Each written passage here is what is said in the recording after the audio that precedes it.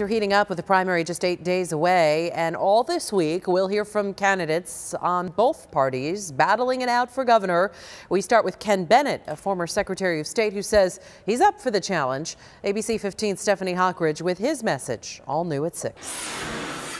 Ken Bennett has a long resume in public service. He grew up in Prescott and dabbled in local politics. He served as president on the Arizona State Board of Education, then as a state senator, and most recently as Secretary of State from 2009 to 2015.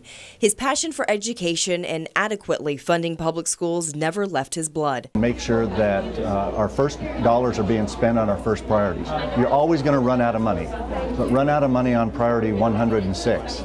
But you don't take money out of priority number 1, which to me is teacher salaries, to pay for priority number 106. On Tuesday, he took part in a candidates forum held by the student-led gun control group March for Our Lives Arizona, though he doesn't believe more gun control is the answer to school violence. If I get to be governor, I'll have a task force that looks at all aspects of school safety. But even after you do all you can to try to prevent these situations, when one breaks out, to me, the best way to stop a bad person with a gun is to have a few good people there with a gun right then. Bennett is going head-to-head with Governor Doug Ducey in the August 28th primary. He's faced him before, back in 2014. At that time, there was a crowded field of 6 Republicans. The governor got a little over 1/3 of the vote in the primary, which meant that almost 2/3 wanted someone else. And in this election, he believes that someone else will be him. Now there are just 2 choices for Republicans in the primary.